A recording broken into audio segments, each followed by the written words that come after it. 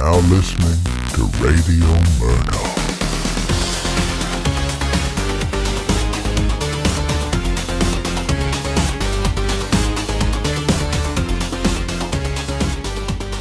What up? Welcome back to Radio Merdog, the best show out there, just unabashedly diving into cryptids and conspiracies out there. Today's creature feature involves something that has a real deep personal meaning to me, being one of, if not the first thing I can recall in my memory as actually terrifying me as a kid growing up. And this being is thought to roam around in the Pine Barrens of New Jersey, and has had a multitude of different descriptors over its long and sordid history, originating during pre-colonial times, as a matter of fact, before America was even founded. And tonight, we'll be taking a look at the Jersey Devil.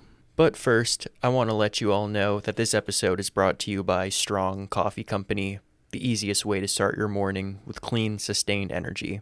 Strong Coffee blends high-quality coffee with collagen protein, MCT oil, and essential nutrients all into one easy mix. No brewing, no machines, no mess. Just add water and you've got a powerful, smooth cup that keeps you focused and fueled. If you want to upgrade your morning routine, use code MERDOG at checkout for 20% off your order. That's MERDOG for 20% off Strong Coffee Company. Stronger mornings start here. So, for more than 2 centuries, close to 3, the Pine Barrens of New Jersey have been home to one of America's most enduring and truly unsettling legends, the Jersey Devil. This creature, described as a winged, hoofed entity generally, with a piercing cry, has been reported in newspapers, preserved in regional folklore, and embedded deeply into New Jersey's cultural identity. Tonight, we will take a look and examine the origins, the history, and the evolution of this New Jersey Devil legend, not through the lens of sensationalism, but we'll really take a look at the environment that brought the story about, because it's pretty interesting to look at the formation of our country, of America, and the ways that different things were looked at back then, and the cultural and political forces that sort of shaped it, in this legend in particular, and the sightings that still continue to this day that sustain it. So, to really understand and grasp the legend of the Jersey Devil, you really need to first understand what the Pine Barrens are. So, Pine Barrens are basically, it's a forest in New Jersey, but it's massive. They cover more than 1 million miles across southern New Jersey. And the Barrens form one of the largest expanses of unbroken forest on the East Coast. And this region is characterized by super dense pitch pines, a super thick undergrowth, extremely acidic soil, and isolated wetlands. And historically, the Barrens were just totally inhospitable for conventional agriculture. So settlement was sparse, and a sense of isolation has persisted there for centuries, hence the name of the Barrens, because there just weren't a lot of folks out there. And these early colonists, they really had a lot of suspicion for the area. The landscape was quiet in a weird way that would just pique their sense of imagination and freak them out. The way the forest is generally laid out with the pine trees, sounds were extremely muffled, and the wind would carry a strange echo throughout the trees, and still does to this day. And unexplained lights were often reported around bog iron furnaces, whose flames would glow unusually red. And for a lot of people out there back then, hundreds of years ago, the Pine Barrens seemed like a wilderness that just almost existed apart from civilization. It was like this weird bubble out there that people did not want to deal with. And it's a place where the natural world felt untamed and unpredictable and just straight up hostile. And that's something we really don't experience a lot nowadays. And you can only imagine how much worse it was back then. If these dudes in the 1700s thought that these Pine Barrens were something gnarly to deal with, given that their day-to-day life back then, in general, sucked.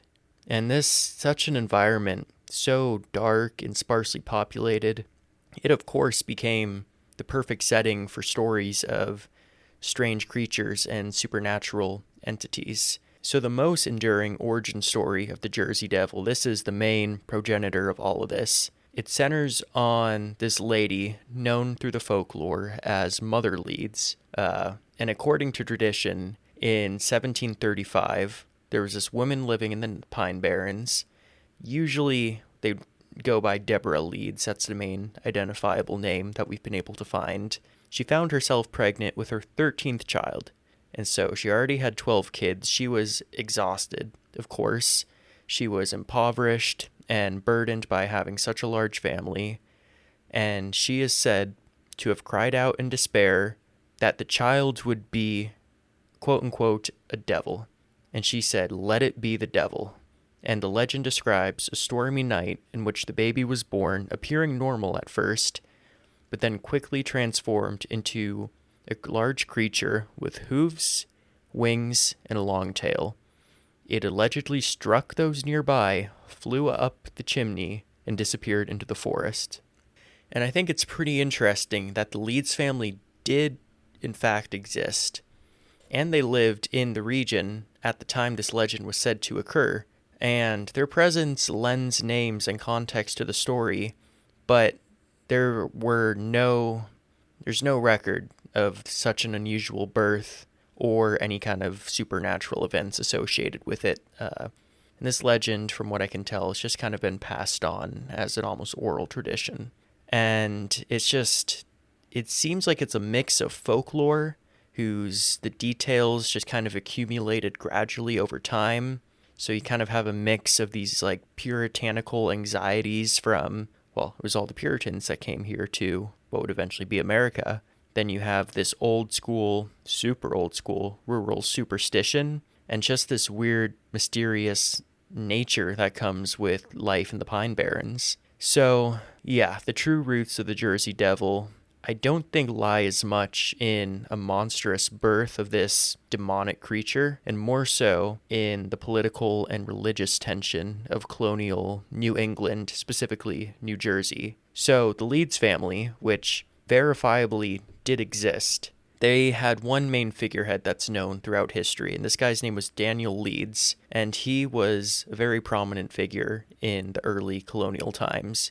So Daniel Leeds was a publisher of almanacs, the farmers' almanacs, and these included astrological charts and esoteric symbols, and these kinds of more out there ideas were extremely condemned by the local Quaker community, who viewed them as wholly inappropriate and heretical. Like, they claimed he was an extremely ungodly man for doing these things, publishing these books with these charts.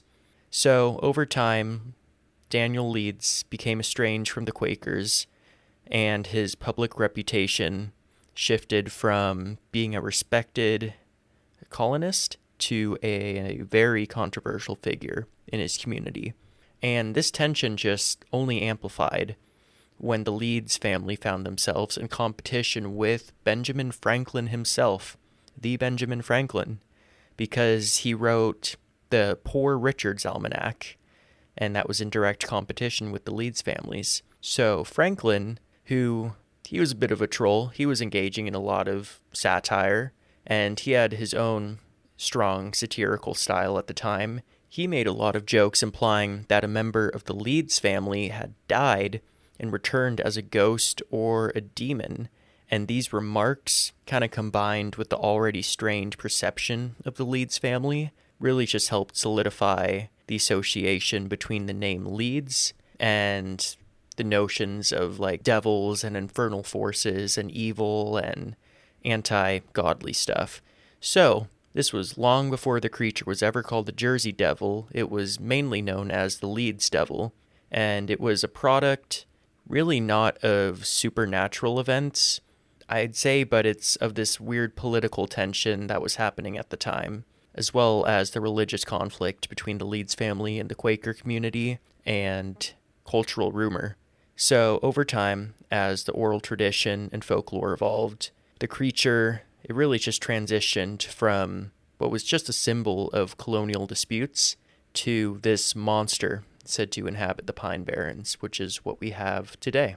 So even though the creature's origins might be rooted in some pretty intense social conflict, There have been many, many, many reports of unusual creatures in the Pine Barrens for several hundred years now. So there's some early accounts from the 18th and 19th centuries that describe a mysterious entity leaving strange hoofprints, especially on roofs, flying over rural roads, or emitting these screeching cries unlike those of any known animal at the time. And these sightings were sporadic over the centuries, but they were consistent, and they did help strengthen this overall belief of the existence of some sort of strange winged creature in the region, in the Pine Barrens. So there was kind of a pinnacle to all of this, and this most dramatic period of reported activity happened in January of 1909 during what eventually became known as the Week of Terror. And over the course of several days, newspapers across New Jersey and Pennsylvania published numerous reports of encounters with this creature. And in fact, the fear and tension was so high that schools closed in the area due to fear, and factories halted their operations, and there were groups of armed citizens patrolling countless rural areas throughout the Barrens in search of this creature. And the people claimed to see it perched on rooftops, flying across the Delaware River, and leaving hoofprints in snow that appeared to travel across fences and onto houses. So they just thought there was this flying horse-like creature out there, which is insane.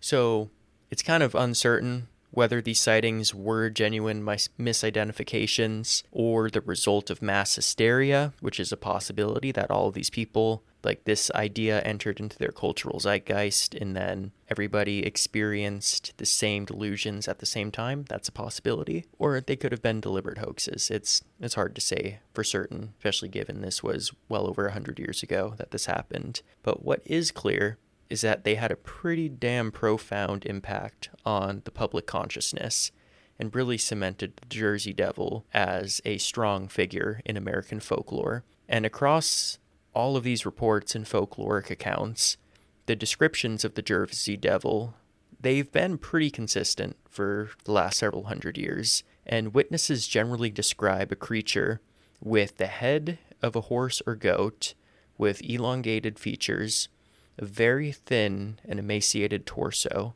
bat-like kind of stringy wings, cloven hoofs like that of a deer, and a long, slender tail, sometimes with a sharp tip. And the creature is said to move quickly, both on the ground and through the air, and is generally associated with a pretty unnerving high-pitched scream. And these features all combine elements of familiar animals in unfamiliar ways, which it creates a figure. It's like a chimera.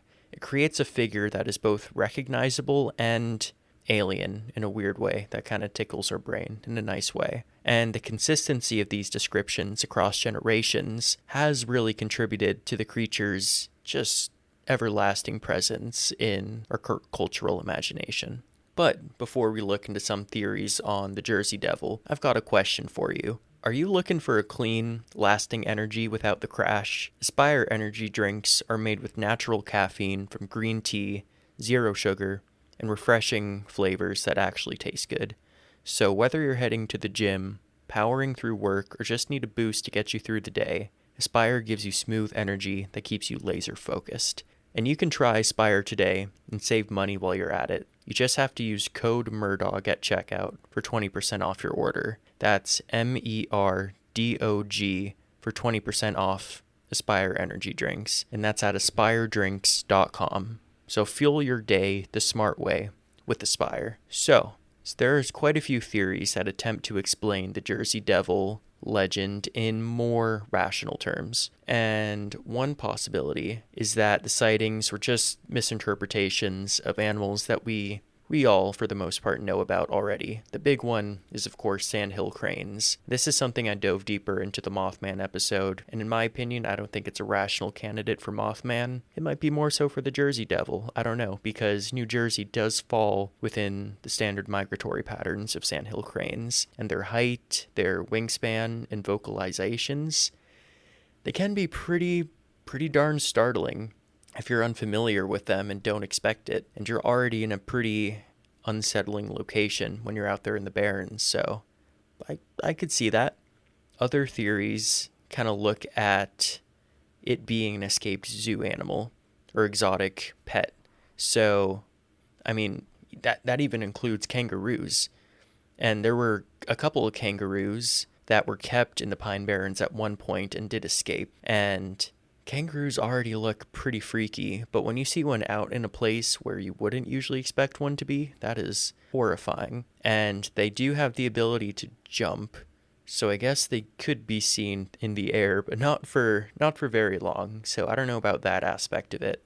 And they obviously don't have wings or hooves or anything like that, but there might be some kangaroos out there in the Pine Barrens. I wouldn't rule that out. And another explanation is just rooted in psychology and sociology. And really, the Pine Barrens, with their insane isolation and overall unfamiliarity, they're just the perfect fertile ground for the development of different myths and for the misinterpretation of the things you would encounter naturally out there. So that, coupled with sensationalism in newspapers in the late 19th and early 20th centuries, I can pretty easily see how small local stories could quickly snowball into something that would lead to widespread public panic and just get totally out of hand. So despite these explanations, there are a lot of residents in the region that do believe the Pine Barrens hold something unusual, whether it's an unknown animal, a cryptid, just old folklore that kind of still remains in people's minds. I mean, the story of the Jersey, it's still extremely well known in the area, and it's a big part of a lot of people's lives. So here we are today. The Jersey Devil is still a massive cultural symbol. I mean, it's in a lot of literature. There's been numerous documentaries on it, films, television shows. I mean, it was in the first season of the X-Files. I mean, that's pretty sick. And in a lot of shows that explore cryptozoology, at some point touch on the Jersey Devil. And in fact, it was the Lost Tapes episode. So Lost Tapes was this show on Animal Planet about 20 years ago, and they featured the Jersey Devil in season 1. And that episode just shook me to the core when I was a young lad. And it was really that show, Lost Tapes, that introduced me to cryptids as a whole and set me on the trajectory to be hosting Radio Merdog right now, about 2 decades later. So I am very grateful to that show. But I remember so many sleepless nights just being terrified of the Jersey Devil and Bigfoot as well. Those two in particular just freaked me out. The idea of looking outside the window at night and seeing one of those just peering in. And even though I grew up on the opposite side of the country from where the Jersey Devil might live, I still thought he might fly on across the country or something. I couldn't really tell you. But in terms of the Jersey Devil being in the cultural zeitgeist, there is the New Jersey Devils hockey team, and they of course have the creature as their mascot, so that's kind of helped keep that in people's minds. And there are a lot of books and roadside attractions and local festivals in New Jersey that help propagate the story still to this day. And sightings do still occur in the modern times, but definitely far less frequently than in the past. And people do oftentimes report unusual sounds in the forest and unexplained shapes in the night sky and just little fleeting glimpses of something unidentifiable in the woods, but it's just that. It's something unidentifiable. There hasn't been a lot of solid concrete sightings in a long time. So whether these accounts really represent legit, genuine encounters, or it's just the continued influence of the regional folklore, it's just open to interpretation, I think. So the Jersey Devil is pretty cool. I think it's more than a creature story. It's a cool combination. It's a reflection of history, of geography, and the cultural landscape of New Jersey. And it came from a lot of different sources. The main thing, of course, being a mixture of colonial conflict combined with the religious tensions of the times and just the isolation of being in the Pine Barrens and on a greater scope of being at the start of a new country in a new place in the world, unexplored. That must have been a pretty terrifying place to be at the time, and I would imagine people's minds would go to the worst places possible. So it doesn't surprise me that the story of a woman giving birth to a devil would come from a place like this. And the Pine Barrens have remained largely unchanged. I mean, they're still vast, quiet, and mysterious. and I would love to visit there someday. That's on my list to make it up there sometime and really get to check it out in person. And I would imagine when I get there, I'll be like, oh, I can totally see how people would think there's a devil roaming about from all the videos I've watched over the years of what it's like. And of course, the Pine Barrens episode from The Sopranos, which is such a funny episode. So whether you look at it as a symbol or a historical artifact or a genuine cryptid, its endurance over the hundreds of years it's been around, it is pretty cool how it demonstrates the power of folklore to shape the identity of a community across many generations. So, thank you for tuning in to this look at the Jersey Devil. If you enjoyed this episode, please leave a review and give it a rating on whatever platform you're listening to it on. It really helps a ton, and share it with a friend if you think you know somebody who might like this. So, stay strange, stay safe, and remember that in a world full of monsters and darkness, be the light and bring that light with you, and the Merdog will be right there by your side. Peace.